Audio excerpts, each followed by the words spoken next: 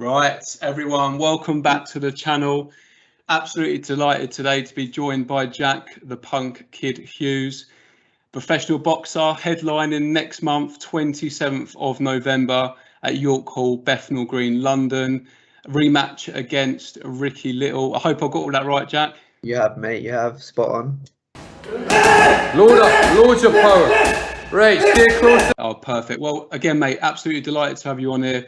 Me and Shane have only been going about a month. You're our first professional athlete to come on, so pleased that you're on, mate.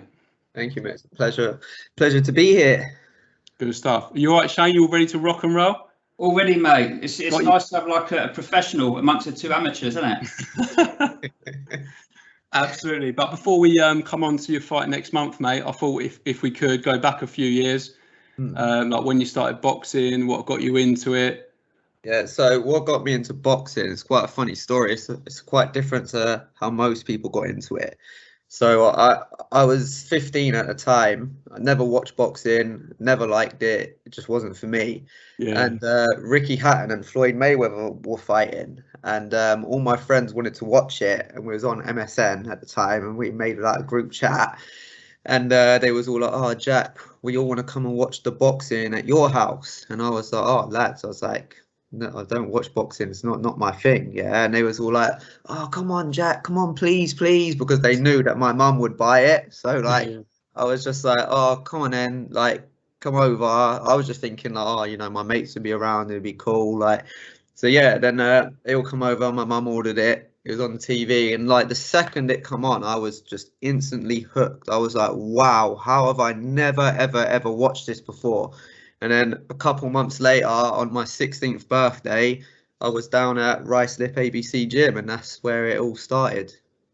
Yeah, I was reading up on you, and I saw that your favourite fighter is Ricky Hatton. Well, previous, and I think was it Josh Warrington now. Yeah, just Warrington, yeah. So yeah, if there's two fighters that are going to get you interested in boxing, you can't get much bigger than Ricky Hatton. You know, his following he had abroad was absolutely crazy, and obviously Mayweather goes without saying, like pound for pound, great. So Where was did it? Go on.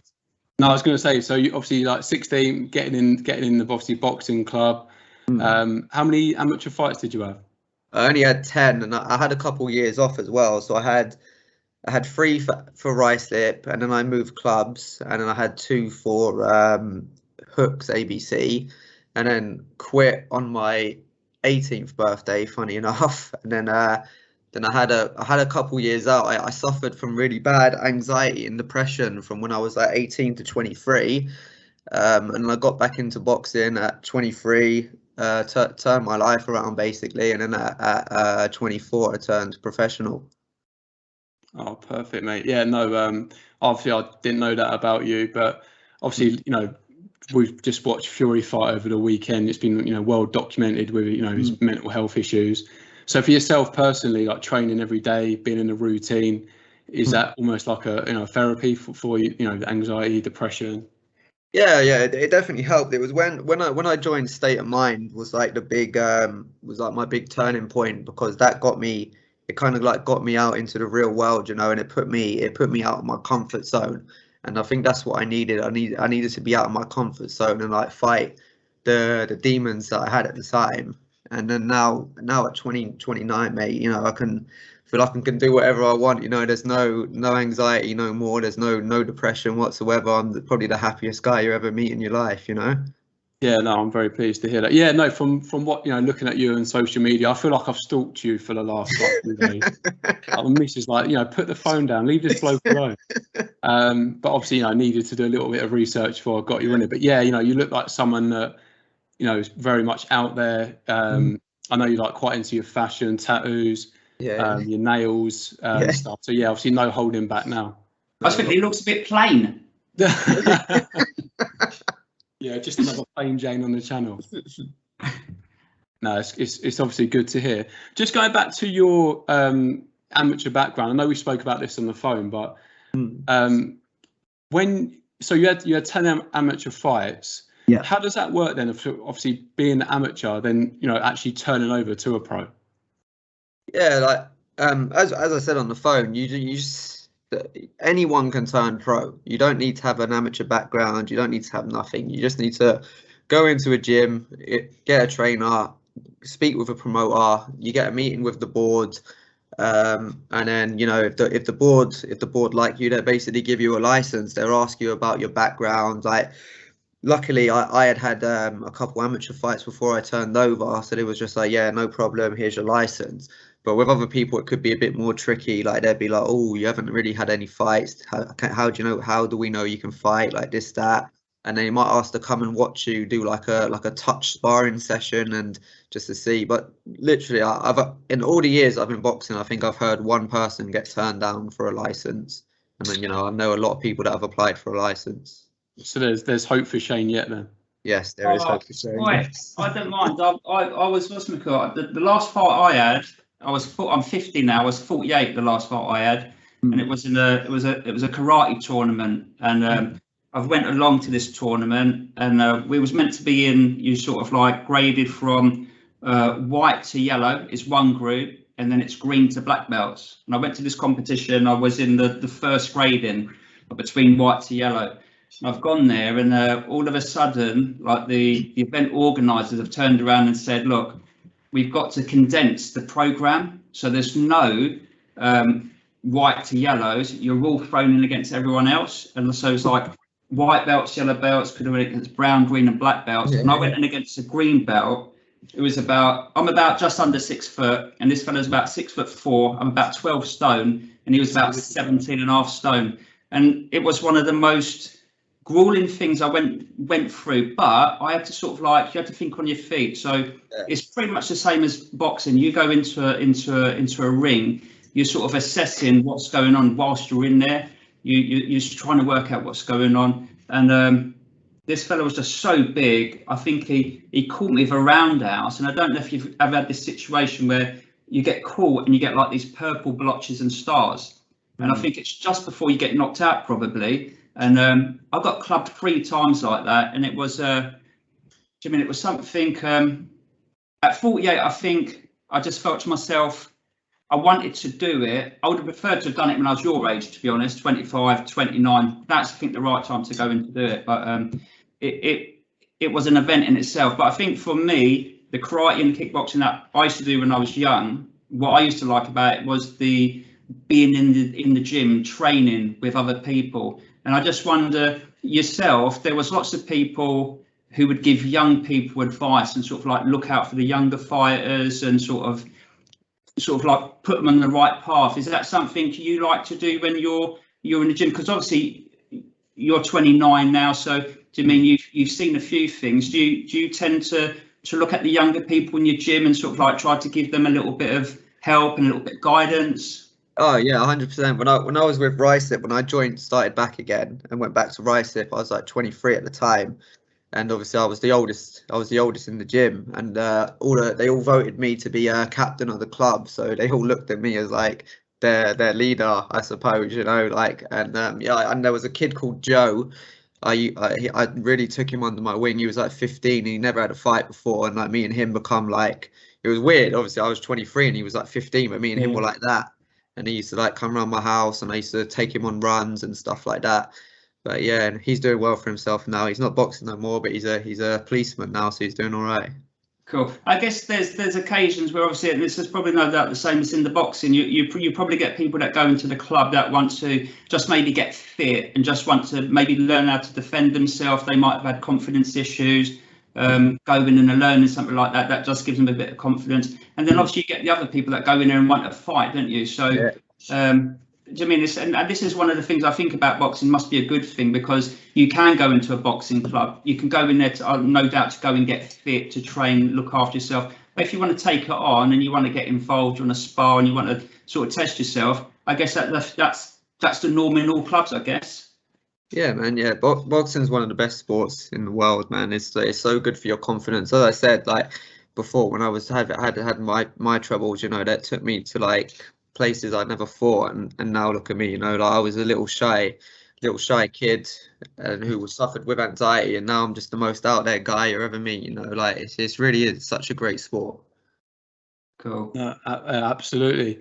So with just going back to the amateur scene, when you look at people like Conor Benn, Campbell Hatton, that have sort of come onto the scene. Obviously, with their dads, big sporting legends in the world of boxing. For them as well, would it be the same process, turnover? Obviously, well documented that neither of them have got massive amateur backgrounds. Or would it, for people like that have already got a following, does it make it easier, or is everyone sort of treated the same in that respect?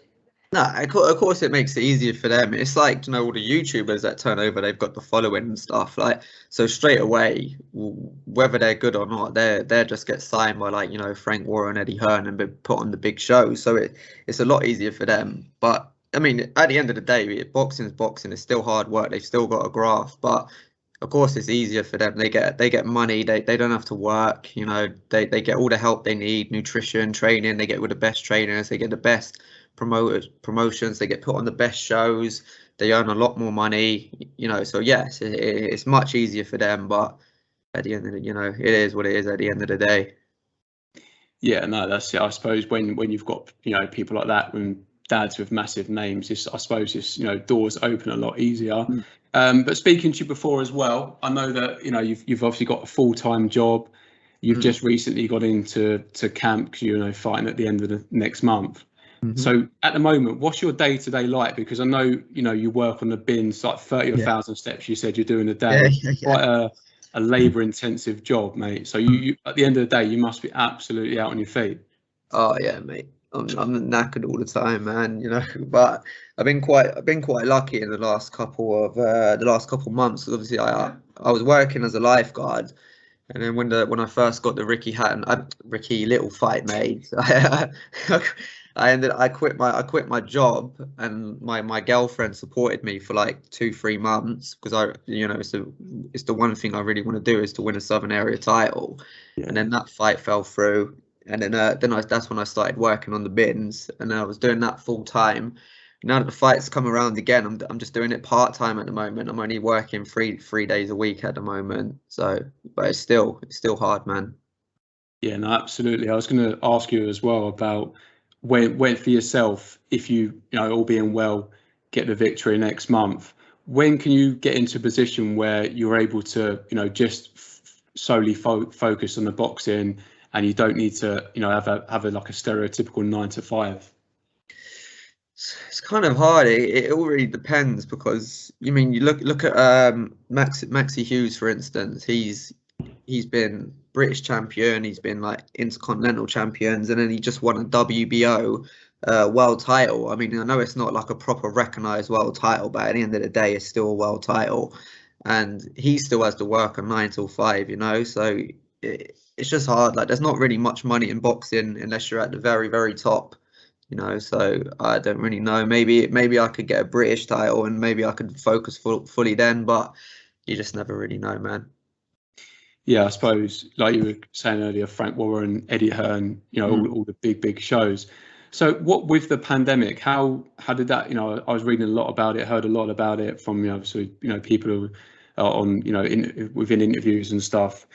How has that affected small hall shows? There was none. There was literally no small hall shows at all because obviously not many people know at small hall you have to sell tickets. If you don't sell tickets, then you don't fight. So there was no one to sell tickets to because there was no crowds allowed. So there was no small hall boxing. So and that was it. It was only the big fighters were putting on the shows, and it wasn't even like you could get called up to have an opportunity. It weren't really an opportunity. They were just throwing you in with the sharks, and if you wanted to take it, you could go get thrown in with a shark and come out getting battered, and then that was it. Did you see a lot of people walk away from the sport at that point? Because I can imagine, like we were just sort of talking about, trying to sort of have a job, finance your boxing career, and when there's no boxing, like say you can't sell tickets because no one can come anyway. Did many, did you see a lot of people walk away, or did did you even sort of like question, sort of stopping boxing? Well, like some of my friends walked away from it at that time with the pandemic, yeah, and myself, I actually retired in January 2020, but this was just before the pandemic had started. But then I've recently obviously come back into it. But my decisions were a bit different. I kind of like fell out of love with this with the sport. But yeah, I mean, I saw loads of people walk away from it at that time. Yeah, it must be difficult. You know, you want to do something you love, but at the same time, you know, when you're traveling to training, you know, the equipment or whatever fees you've got to be paying to be part of a club, it must be a difficult one. Yeah, it is. Boxing is not a cheap sport. As maybe as an amateur, it's quite a cheap sport, but as a professional, it's not cheap. You have to pay £800 a year just to fight. You've got to renew your license. You got to have a brain scan. You got to do your medical. You got to do an eye test. You know, there's a lot of stuff that goes into it, and it comes up to like £700-800 every year just to fight. Just to be able to get in the ring. Mm-hmm. Something you said as well that really got me thinking when I was actually watching your YouTube. So shout out to your YouTube channel. Yeah. You said about journeyman, and me and my mate often talk about this. You were saying that almost like they turn up expecting to lose, and I was just sort of thinking, you know, I can't think of another sport where you would actually get that. But do you ever see like incidents where, you know, you'll be on a show and a promoter's, you know, got a prospect and they want them to obviously pad their record out and look good. Do you ever get it where a journeyman will turn up and will just, you know, actually win or knock the person out? How, you know, do you get that or yeah, it does happen. You know, they do turn up sometimes. It's very random, but they just sometimes must wake up and think, oh, you know what, I fancy a win today, and they just come for it. I love it. I absolutely love it when I see a journeyman come for a win. It makes it very entertaining. But yeah, it happens, man. Some of them, like obviously like Craig Derbyshire, he's a two-weight, I think it's Central Area champion, and now he's a two-time English champion. He's the current English champion. His record's like 8 wins and like 20 odd losses and like 6 draws or something. So, you know, it happens. Yeah, I think when you see the losses that are more than the victories, you know. But how is that sustainable? Because surely, you know, if you're losing more than you're winning, you're taking a lot of punishment. And you know, is there like a sort of time scale where if you lose and you do lose badly, you know, you've got to be out for a certain period of time? Yeah, so if you get stopped, I think you need to have 31 days or 30 days out of the ring. And I think if you get like a cut or something, it's like 2 weeks. But journeymen are absolute masters of the game. They perfect like the inside game and like their defense. Like they hardly ever take a shot. They're absolute geniuses at defense. And like sometimes watching them it's like a joy to watch them like block shots, how they take it, how they roll, and how they get away from danger. It's like absolutely beautiful. But yeah, it's a weird one, but they fight every week near enough, and they get better money than most of the prospects, so I can understand why they do it. So what is it they obviously lacking? Obviously they can't go into to like be top billing and top of the show, but they seem to be in there and they're always around. What is it that they're lacking? Is it just that they're lacking? Is it mainly normally something like punch power or the potential to finish someone off? What is it that makes a journeyman that why can't they step from there to where you are? A lot of them is they can't sell tickets, a lot of them. So as I said before, when you're at the small hall level, you got to sell tickets. So if you can't sell tickets, you can't fight. So a lot of them just think, oh, you know, forget that, that's hard. I'll just go on the road to be a journeyman and get paid, basically. This is the thing I've tried to explain to people a lot, but they just really don't understand it. A lot of journeymen are just as good as any prospect. As I said, Craig Derbyshire is a two-weight Central Area champion and a 2-time English champion, and he's the current English champion at my weight class. And there's been other journeymans that have won British titles, and there's been even some that have fought for world titles, you know, and like they're just as good. A lot of them have won prize fighter tournaments.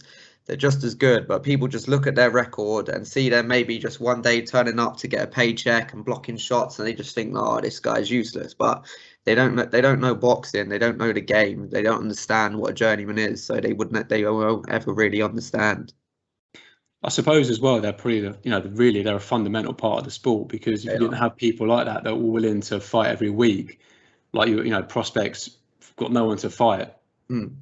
It's true that they are the backbone of boxing. They truly are.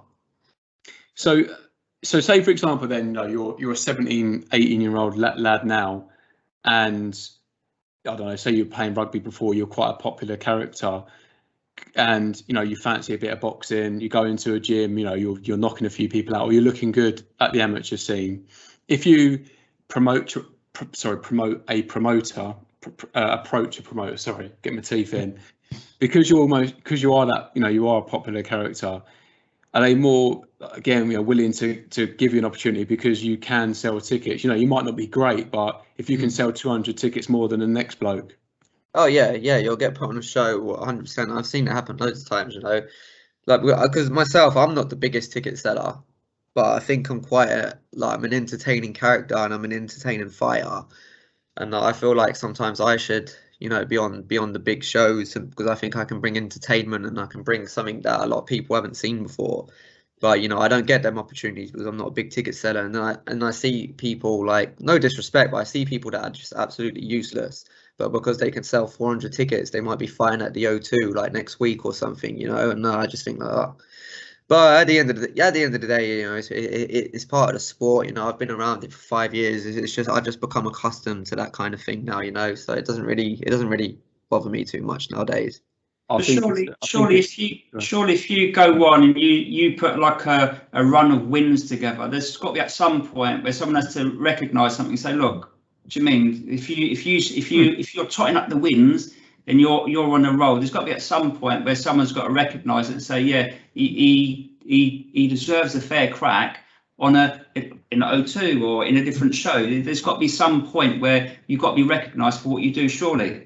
Yeah, of course. Once you get to a certain level, that people will start to like respect you more and so on. But I mean, at the moment, I've not even won a Southern Area or anything, but I will in November 27th. I will win the Southern Area title. But yeah, as of now, I'm just I've had 2 years out of the ring as well, which obviously stalls your momentum. But I'll get it back one day. I'll be there, but just not at the moment. But one day. Just looking at your record as well, then, before we come on to the big fight next month in York Hall, I see that you're 6-2. You spoke on other interviews about not being complacent in your first fight, but I don't know, maybe overlooking it or thinking he was maybe not coming to win. And that was was it November 16, your first professional fight? Yeah, that was my first fight. Yeah, November 16. What was it? I see all your fights have been at York Hall as well. What was that like? Because I think you said the other day the capacity is like 1,500 people, and coming out in front of even a handful of people, but let alone over 1,000. How were you feeling, or do you just sort of zone in, on the job at hand? There's some people that probably thrived in the pandemic because they had no pressure. There was no one watching.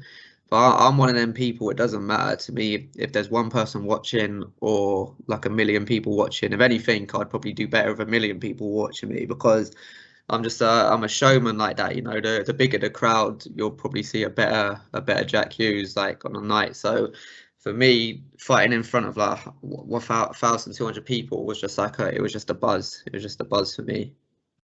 Yeah, 1,000 people. It's a lot. Did you rematched him as well? I was going to say was going to try and say his name, but no chance. Sergey, if anything. Yeah, Sergey Tasimov, I think his name is. Yeah, you rematched him, right?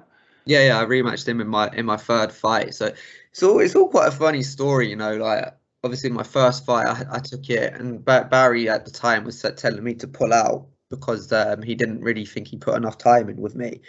But at the end of the day, boxing's a very hard sport, and this is things that people don't understand. At that point, I had already sold like 30, 40 tickets, and then to pull out and then, tell everyone it's off for whatever reason, then to try and sell them a ticket again, people become like, oh, but last time he pulled out, like, I don't know if I want to put my money into it. And it's kind of the same thing that happened, just recently with the Ricky Little fight when he pulled out. I've got to convince everyone again that the fight's happening, and then people will ask. There's some things that when I sell tickets really get under my skin, and one of them is when someone pulled out and they're like, "Oh, is the fight definitely happening this time?" The fight's always definitely happening. You wouldn't if a football team was playing on Saturday and it got postponed because of rain. You wouldn't ring them up and be like, "Is the game definitely on next week though?" Because you pulled out, like this week you pulled out. Like, it just annoys me. It's one of them things, man. But it is boxing. But anyway, back to the story. Yeah, so I said to Barry, no, I'm not doing that because I don't want to let people down. And at the time, it was probably the wrong move. But at the end of the day, that loss built me and molded me into the person I am and into the boxer I am. And then in my second fight, I was meant to fight someone, I can't remember his name, but he then pulled out, and I got another fella in called Georgiev, I think his name was. And he, in one of his last fights, he come over to the UK and he had knocked out like one of the prospects called Sam Cantwell and took his undefeated record. And obviously, because I didn't put on much of a good show on my debut, everyone thought I was going to be like his next victim, and then I ended up absolutely smashing him. And then obviously it brought me on to my third fight. I had another opponent, and then he pulled out. And then it was like a week or two before my fight, and I said to Barry, I said, I want Sergei Tasimov. And Barry said, I don't want you taking that fight. And I said, no, Barry, that's the fight I want. And then they ended up getting me that fight, and Barry at the time wasn't pleased about it, but I took it and I beat him. I beat him as well, you know. So, you know, everything happens for a reason, they say, and I think that was just destined to happen. Me and Tom was talking earlier. Me and Tom was talking earlier about obviously you coming back and avenging wonderfully, and we was thinking hopefully that's a good thing going forward for the next fight that's coming up. You've obviously had a pop with this fella in the past. And we're hoping that's going to be the same sort of result as the Sergei thing. You go in and do this fella next time around. Oh, it will be. It will be. It's a different fight this time around. What happened with I see something you posted. You was looking at BoxRec and he pulled out with because of COVID. Was that right? But then apparently he was fighting the day after you was meant to be fighting. Was that right? Did I hear that right? Yeah.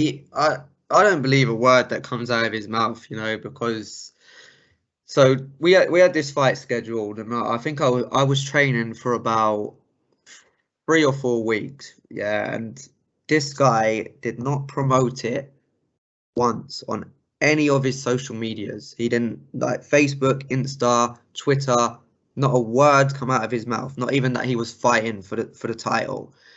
And I'm sitting there thinking that is so weird, because obviously he's got to sell tickets. Yeah, like you were saying. Yeah, so if he's not promoting it, then he's not selling tickets. And I went into my trainer, and obviously this is on my YouTube as well, that 2 weeks before I said he's going to pull out. And he said, why do you think that? And I said, obviously because he's not promoting the fight. And my trainer said, don't worry about that, put it to your back of your head, he's going to turn up. 2 weeks later, he pulls out. And I said, and I knew it. Like you as a fighter, you become accustomed to these things, and you know when someone's showing up, and you know when someone's not showing up. And then obviously a couple of weeks later, then I see on BoxRec he's got a fight the day after my fight, and I was like, I thought you had COVID, and he was like, no, he was like, no, I'm not fighting. That's wrong. Yada yada yada. So basically, if he would have fought in that fight, he would have got fined and he would have got stripped of his title. And obviously, because I found out, it wouldn't look good on him. But that's my thing on what happened. But he can say it didn't happen. But in my life, I've been a pro for 5 years. No one's ever put on my BoxRec I'm fighting when I'm not meant to be fighting. And no one's ever put on my friend's BoxRec that they're fighting when they're not meant to be fighting. So I don't believe that someone just thought, this will be funny, and just went onto his BoxRec and put him down as he was fighting the day after he was meant to fight me. I don't believe that. Not for 1 second. Yeah, it doesn't sound great. So going back to the first fight with him, then obviously you're hoping to get a victory next month. It was a points win, is that right? Yes. Yeah. And from that fight, what are you going to do differently? Sort of where not necessarily went wrong, but going into the rematch, what should we expect? There was a lot of stuff that kind of like went. Well, I don't want to say went wrong, but there was a lot of stuff that I wasn't happy with. Is a better like term for the first fight. But as I've said, and obviously I want to make this clear, I've never once made an excuse. I've always said the better man won on the night, and the better man on the night was Ricky Little. But at the time, I was with a coach, and quite frankly, he was shit, and he didn't care about me because one, He never turned up to training. He never turned up to sparring.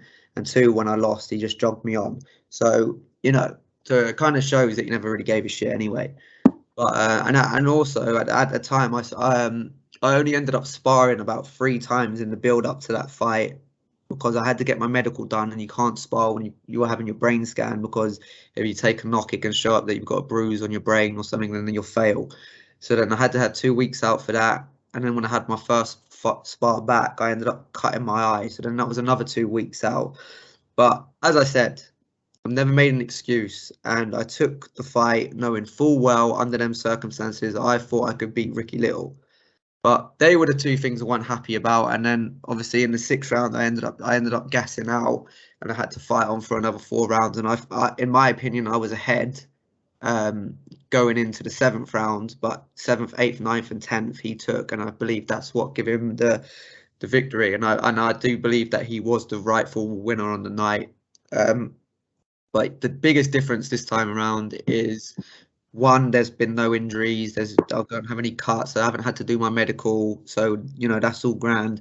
And 2, I'm now trained under Kieran Duffy, who is one of the best coaches in boxing, in my opinion. He may not have the the glitz and glamour of people like Ben Davison and Adam Booth, but he is right up there, and sooner or later he will be a top coach.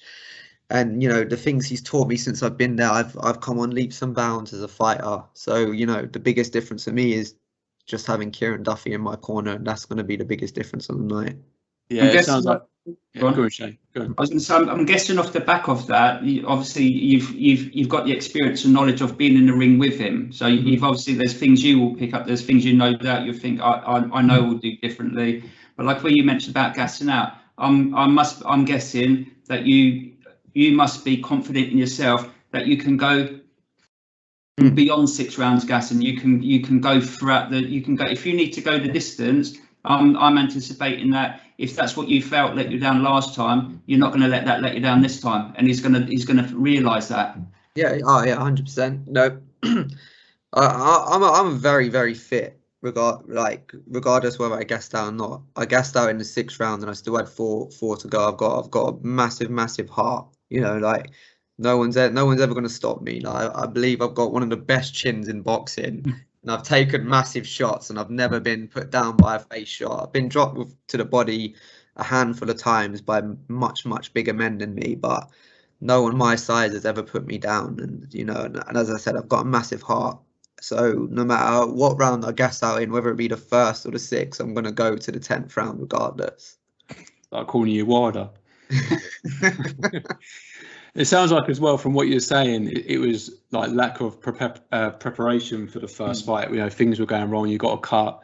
You had to take time away. So understandably, if you're not having a full camp, you're not going to be going in there like fully prepared. And like you were saying as well earlier, when you're selling tickets for a fight, it's not easy just to be like, look, I'm not 100%. Let's put it on in a couple of months, because then people are not going to come back and buy your tickets, and just not that easy to do something like that. Yeah, as I said, boxing's a hard sport, and people don't know what goes on in the background, and people don't know what goes on in the smaller levels. They see AJ on the TV and they just think it's all bright lights and the glitz and the glamour of it is that, and it's an easy sport. It's not, man. The things you put your body through and the things you have to sacrifice, it's one of the hardest sports in the world. Without giving your game plan away, come 27th of November next month, again, without giving your game plan, what are you going to do going in there? Are you going to look for the stoppage? You're going to look to beat him on points, or? Well, whatever happens. If I get the stoppage, happy days. If I don't, if I beat him on points, happy days. All I'm predicting is I know I'm going to win this time around, and the belt's coming home with me this time. Southern Area champion in a couple of months. Exactly, mate. Exactly. I saw something that I read something that your boxing style and sort of you describe yourself as awkward and a brawler. I was wondering, who's your inspiration? I know you say Ricky Hatton is one of your favourite fighters, but who would, if you mold yourself on anyone? Is there anyone, or is it just you just developing your own style? Do you base yourself on someone and you evolve your technique, and or do you pinch things from other fighters, or do you know what I mean? The thing we was talking about, the Wilder fight and everything, and how Wilder seems to be a bit of a one-trick pony, where he knocked people out so often, he never sort of developed any other core skills. Are there things that you continuously work on to sort of evolve your game, or to sort of take your game to a different level, or to learn like a plan C and a D and an E? Are there things that are you always trying to develop and work on something with your coach? Yeah, like I think with maybe most people, I don't know, like with me anyway, obviously I started off, I was a Ricky Hatton fan. So, you know, when I first started, I was like, oh yeah, I just want to come forward and knock people out, basically, like he used to do. But then as you get older and you start to mature, I think, you know, you start to find yourself, and then you start to develop your own style. That was the case with me anyway.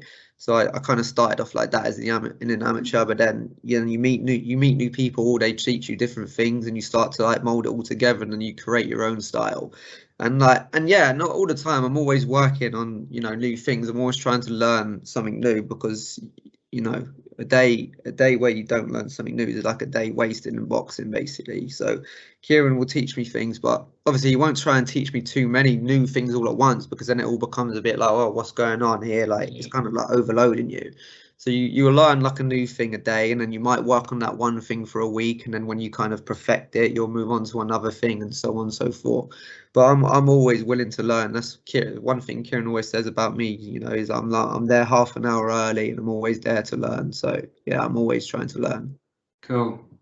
Yeah, no, you seem like, you know, from watching you on YouTube, talking to you today, you seem like very content with your trainer, the gym that you're training at. So for yourself now, mentally, you must feel like in a good place going into this rematch. Oh yeah, as I said before, Kieran Duffy's the key, and as weird as it sounds, I've had so many coaches since I've been a pro. I think I've been a pro for 5 years now, and I've had 5 coaches. And I know that sounds like a lot, but there's always reasons why I've left and why things never worked out. But and every coach I was with, I was always like, oh, you know, I couldn't imagine boxing without him. I couldn't imagine boxing without him. But generally, with Kieran, I think if he turned around tomorrow and said to me, I'm not training you anymore, Jack, I genuinely think I would walk away from boxing, because I just feel like he is the best. He's the best I've ever had, basically. And I really could not imagine anyone else training me, because because it was always like, when I said, oh, he's the best I've had, but then I'd go on and meet someone better, and then I'd meet someone better. But with him, the things that he's taught me and the way he's just molded me, I just couldn't go back to someone that's just not on his level. And I genuinely think he's right up there as one of the best. I suppose as well, mate, where you've been a professional for, you know, a good few years now, you know, you've been to different gyms, as you've touched on earlier as well, you know, you weren't treated great by a previous, you know, trainer. You know, you mature as a person as well. You know when you've got something good. Yeah, you do. You really do. Like you kind of like discover your self-worth as well, you know. Like when I was with the other trainer, like even myself, I admit I wasn't like the world's greatest pro when I turned over. I mean, I'm still not the world's greatest pro now, but you know, when I first turned over as a pro, I used to go down to Shane McGuigan's gym, and I used to spar some of his fighters. And these are things like a lot of people say a lot of stuff behind my back, and they don't know I know, but I know I hear everything. Every little whisper, I always hear it somewhere down the line. And he called up Barry one day, and he said to Barry that he was like, there's no way that kid should be anywhere near a boxing ring. And this was like, you know, I was like 0-1 at the time, like my confidence was low, and so on and so forth. And now these things are just like water off a duck's back. If someone wants to say something, I just think, oh, fuck them, like, I just go and do my own thing. Like, he said to me I shouldn't be anywhere near a boxing ring, but, you know, 5 years down the line, I'm 6-2. I've fought at a high level. I've fought at Southern area level, lost it by 2 points. I've headlined York Hall. Obviously minus Ricky Little, I've beaten everyone I've faced. You know, I've beat people in rematches. I've sparred with Southern area champions, English champions, British champions, Commonwealth champions, European champions, world champions, you know, and they've all called me back and asked me back for sparring, you know. If I shouldn't be anywhere near a boxing ring, there's no way that these level fighters are going to call me back and ask me back for sparring, you know. Like, I've come on leaps and bounds as a pro and as a man, because I've discovered my self-worth over the years, you know. And you know, him to say that, I just think it was a cheap shot side, because he works with the best. He thinks if you're not the best, you shouldn't be anywhere near a boxing ring. But you know, yeah, no, yeah, absolutely. You know, not everyone can play football like Ronaldo, but you know, there's millions of people having a go. But I suppose as a pro as well, you know, it must be hard with social media now as well. How difficult it is just to ignore those sort of comments and just be resilient and crack on, because to hear something like that for some people that might have been, do you know what, I've made a debut, I lost, I'll throw the towel in, I'll walk away. Yeah, loads of people said that to me, you know, like, well, like down the line, you know. So when I actually announced my retirement, like, so many people messaged me, was like, mate, you know what, you should be so proud, because the day I was at your fight and you lost your debut, so I thought I'd never see you in a ring again, and you've come on and you've done this and you've done that, like, you know, you should be proud of yourself. And I am very proud, and one of the most proudest men you ever meet. But yeah, man, like, everyone likes to talk shit, but they don't know the sacrifices people make and so on and so forth, and they don't know how hard the game is. They wouldn't last a second in my shoes, you know. So that's it, you know. Me and Shane were talking the other week about, you know, we talk a lot about boxing on the channel. We talk post-fight, pre-fight, and we always say, you know, it's easy for us to sit here and say, you know, they should have done this, they should have done that. I remember once, when I lived somewhere else, I was a member at Ballantyne's gym. Me and my mate went up there. We put on the gloves, and we had a little spar. Well, I say a spar, you know, it was just what we were doing. And I got caught on the chin, and I went down. I was like, this ain't for me. But yeah. You know, you watch a fight, you know, like the Wilder fight, Fury at the weekend. These geezers are being hit continuously. Like, how are they still on their feet? It's, you know, it's crazy. Like, not only the physical toughness, the mental toughness, like you lot have to go through. But yeah, no, I have massive respect to anyone, you know, puts a pair of gloves on and goes over a fight in the ring. Yeah, man. As I keep saying, this is the hardest sport in the world. People don't understand. To take a body shot and go down and get up from it, it takes, as you said, it takes so much mental strength, and it takes so much physical strength. People, unless you've been in that situation, you'll never, ever understand it. I think it's even more a case. It's like what you're saying. There's just to actually step in the ring and know that you're going to go into a combative sport. That's just to be able to. You can all say, "Oh, I would do this, I would do that," but if you step into an arena and you stand in front of someone, then you know this is it. This is where we're going to start. This is what we're going to do. But I think with yourself and like the McGuigan comment and everything, I think what you've been through and sort of with the anxiety, the depression, whatever else, the trainers, the coaches, and now it seems like you're in a position where you're like 100% confident. You've got confidence in this your new coach, and I think it's sometimes I think what you'll do is you'll take those remarks and you'll use it as a positive, like to say fuck you, sorry the language, but do you know what I mean? That's what you've got to do, and it feels like that's the point where you are now, where you've been able to like take and channel all the things that some people might have took as negatives and turned it into positive. So no, and you've sort of like, it feels like you're going to use it to your advantage, and I think that's the best place to be. That's the best way to go forward and sort of like act. Do you know what I mean? I definitely think that's the way forward. And from what you're saying and how you sound, I think there should be any problems the next fight. I think you should be straight in there, all over him, and you'll do the business. I think we can say that. And when you've done that, you can come on and say, well done. Just like you done in your fight, where you telling us about earlier, Shane. I didn't though. That was the thing. Do you know what I mean? In that one, I went in there. I got clocked 3 times in the end. And I think what I did learn in the space of time that I was in there, when the fella was so tall, I had to close the space. I didn't get kicked in the head for the last 2 rounds. But where's my coat? I'm off. Where do you think? Where's my coat? I'm going home. I did wonder why you was off work for a month. Yeah, no, it was concussion for about 3 weeks. I was telling the wife I'm concussed, and I was like, I had a fuzzy head, and I felt like my brain was like wrapped in cotton wool, and she wouldn't have it. But it was one of those things. I'm all right now. 2 years on, I'm survived. Excellent, Jack. Where can people buy tickets from? Well, they can get them off me personally, or there's a link. I think it's like My Fight Tickets. It's in the bio on all my social medias anyway, and I'm always putting it up on them. They're the two places you can get them online or either off me. Okay, what we will do, we'll put your, obviously, like your social media, Facebook, Instagram. We'll put it all in the description anyway. Thank you, mate. But before we wrap up, obviously, it goes without saying, we wish you all the best on the 27th of next month, mate. It'd be good to, if it's right, catch up with you after the fight as well. Of course, man. Absolutely. But yeah, would really like to get your opinion. Again, me and Shane talk about boxing all the time, but we're professional amateurs.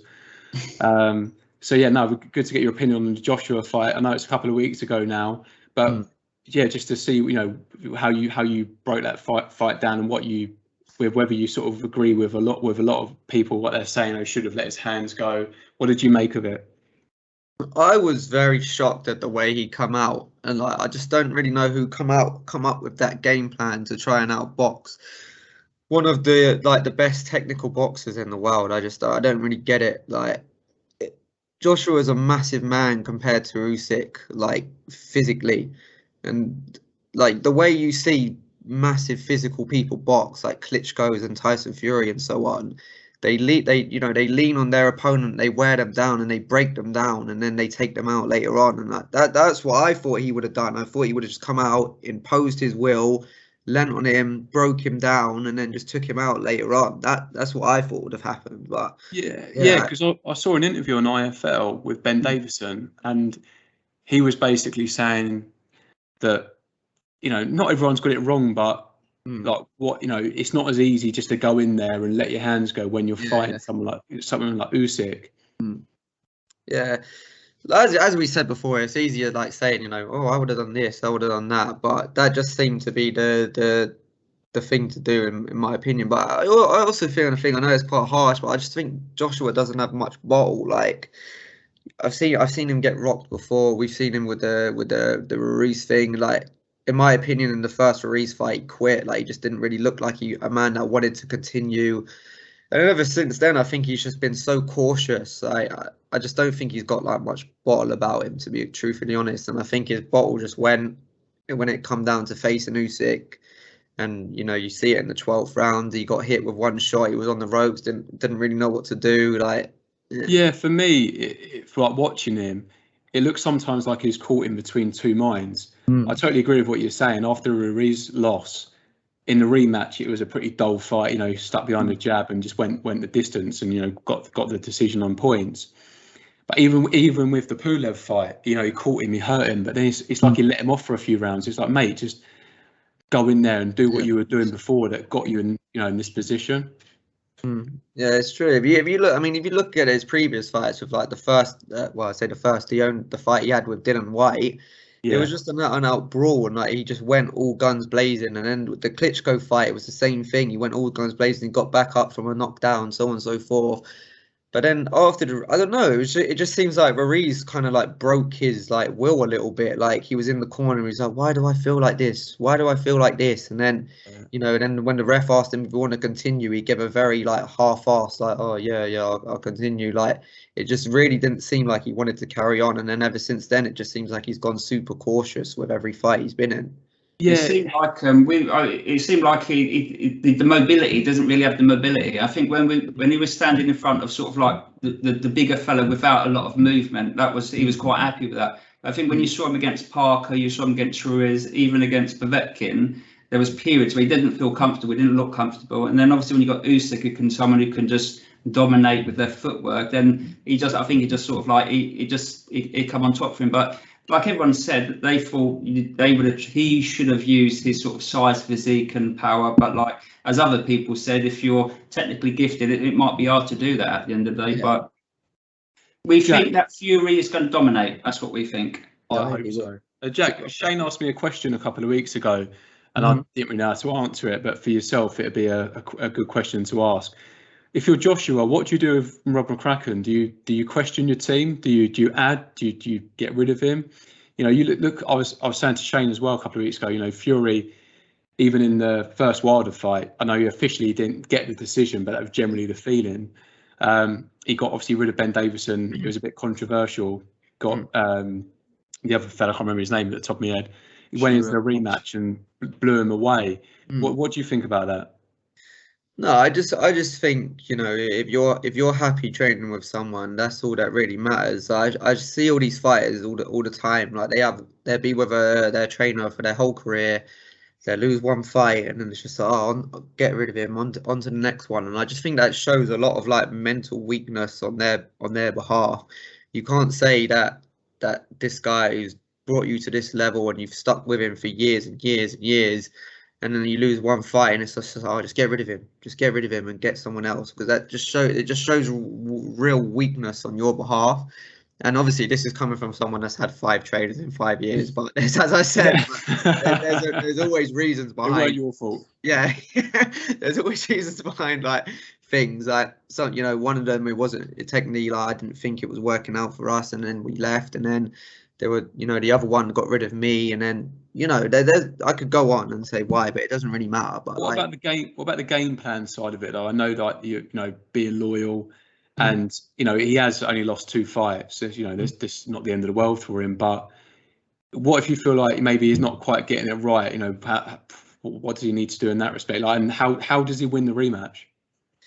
Well, yeah, like if you genuinely feel that he's not getting it right, you know, then yeah, by all means, you have the right to leave him and move on. But then again, he's only lost 2 fights and he's been a 2-time heavyweight world champion. So clearly, Rob McGracken has done really well for him. And at the end of the day, you know, people do make mistakes. That's part of life. Everyone's going to make a mistake. Whether you're the greatest coach in the world or the worst, you're going to make a mistake. And maybe, well, I don't know if it was Rob McGracken's game plan or not, but maybe he just got it wrong on the night. But I suppose as well, when you're fighting Usyk, you can have the best game plan there is. But if you're fighting someone that good that won't let you do that, then what else can you do? Yeah, what else can you do? Exactly. As Mike Tyson said, everyone's got a game plan until they get hit, basically. You know?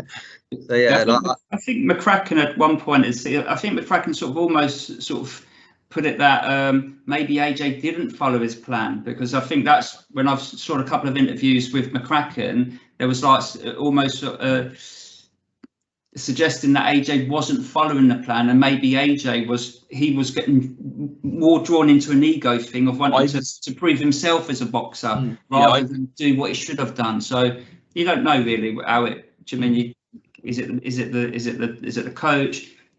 Does the boxer decide, no, I don't want to do what the coach wants to do because I think I am better and I can actually do this, and then fall short? It's just one of those at the end of the day, I think. Yeah, I even saw a thing with Eddie Hearn after he was saying, you know, I don't know whether AJ just sort of thought, like you were saying, Shane, you know, everyone thinks I can't outbox him, so I'm going to outbox him. But yeah, again, it's hard to say, but I suppose when you're at that level, the whole world has an opinion on it. Yeah, there's again, what you were just saying, it's again, like, it might not have been Rob McCracken's fault. It could have been AJ's fault. He might have not stuck to the game plan, but everyone's just so quick to say, oh, just get a new trainer, Like, the thing with boxing is there's not a lot of real, like, die-hard, hardcore fans that really know and understand the game. It is mainly like casual fans that only tune in to the big Sky Sports shows, you know. So their opinions mean nothing, you know, and they are normally the ones that are always like, oh, well, he should go to Adam Booth, and they only say Adam Booth because he's the only trainer that they know. No one says go to Kieran Duffy because they don't know Kieran Duffy, you know. And like, as I said, I've been around the game for a long time. I've been around some of the best trainers in the world, like Shane McGuigan, and my team used to always go down to Adam Booth's gym, you know, and so on. So I've been around great trainers, and I know what a great trainer is. And as I said, Kieran Duffy is a great trainer. Just because he's not got the glitz and glamour of people of Ben Davison and so on. And Ben Davison actually got into his first fighter was Tyson Fury. Like, so who did Ben Davison, not saying that he's not a great coach because he is, but who did Ben Davison ever bring up from the ground roots and make them even a Southern area or English champion? He never did that. You're absolutely right. I've seen even, you know, John Fury come out as a personal trainer. He's not a boxing trainer. Yeah. But yeah, and obviously what he's done with it's open doors. I think he's got Josh Taylor now, undisputed, isn't it? Exactly. This is what I mean. Like, people don't know what they're talking about. They see Ben Davison on TV and they think, oh, he must be the best just because he's on TV. But It doesn't work like that, you know. There's hundreds of great trainers in this country. Do you know what a really good example actually? Do you remember the guy that trained George Groves? Paddy something. Yes, yeah. He got a lot of stick and still gets a lot of stick to this day because obviously you trained George Groves for a Carl Froch fight, and then George Groves got rid of him and said he was a bad trainer. Now everyone says he's a bad trainer just because George Groves says he's a bad trainer. Paddy is an absolutely incredible trainer. He's trained so many people from nothing to champions. He got Luke Watkins to a Commonwealth champion. He's trained so many fighters, but he's just known as a bad trainer because George Groves said he was a bad trainer. And that just such shows the lack of knowledge and understanding of like boxing trainers in boxing, you know, just because one person's got an opinion of him, or one person's on the TV, that all of a sudden makes them a good or shit trainer. But also shows you how quickly someone can ruin someone's sort of like reputation, their journey. Do you mean you got one person says a boxer's shit, you got one person who says the coach is, and then do you mean from limelight to no light? So it just shows how things are at the end of the day. It's just opinions at the end of the day. Exactly, man. It is. And what about Tyson Fury? Just a quick one on that. I know that you were working at York Hall Saturday night, because I know we spoke very briefly. Have you managed to catch up with the highlights? Yeah, I saw the highlights, and my day was literally watched all the fights at York Hall, reported on it, come home. I literally just caught the Anthony Fowler and Liam Smith fight, and then I was pretty done by that point. And I mean, I don't have Sky anyway, so I just went to bed and woke up and caught the highlights. But I mean, it was as expected. I don't know how anyone ever thought Deontay was going to beat him. You know, he's already beaten him twice, so there was no doubt in my mind that he was going to do it a third time. And as we spoke about before, literally Deontay is a one-trick pony. His one trick is absolutely brilliant because he's probably one of the hardest hitting heavyweights of all time. So, but apart from that, I've seen Deontay Wilder get outboxed in so many fights, but just somehow lands the shot from the heavens and just puts people out, like lights out like that. So I always knew he could get outboxed. I was just waiting for someone to, you know, be able to weather the storm that he gives. And obviously Tyson Fury was that man. And I really don't see anyone dethroning him. No. Before we came on here with you, we just done a quick video about our reactions to the fight, and I was saying that, you know, I'm not, everyone's beatable, of course, but for me at the moment, I think he's close to being unbeatable. Mentally, he's in a good place. Physically, he's kept on training. He's not putting on the weight in between fights. He's keeping in shape throughout. But yeah, no, he's got everything, and I think unless you hit him with a sledgehammer, he's getting back up. Yeah. And like you were saying, Wilder, he's got that right hand, and I think most people he beats with that. I was saying to Shane that for me personally, I still think he's number 2, because I feel like if he got in there with AJ, he kicked him with one of those shots, he's not getting back up again. No, yeah, I think the same. I'm trying to think who there is. I just think again, I think Usyk would be too small for Deontay Wilder. And then, and Fury's already beaten him 3 times, so there's no need for him to have a 4th one. And I think Deontay would beat AJ. So and I think Tyson Fury beats every single one of them. So yeah, I can't see anyone dethroning him. As I said, I think he's going to take over now. Yeah, no, I think he's got Wilder's soul in his pocket now as well. I've not heard any excuses yet. I'm sure there'll be a few that will come out. Maybe Fury was on steroids or whatever. But no, it was a brilliant weekend of boxing, and I know you were talking about the casual fans, but that Smith Fowler fight for the boxing purists, that was brilliant. I think experience sort of showed in the end of that one. But yeah, no, great weekend of boxing. But Jack, it's been an absolute pleasure getting you on, mate. You know, the insight that you've given us today. You know, we are the first ones to say that, you know, we're not experts. You know, we don't claim to be, but to get someone like yourself on that really understands boxing. It's been great. Thank you. It's been an absolute pleasure to come on here and speak about it. So thank you for having me. No, thank you, mate. You know, you're so easy to get on.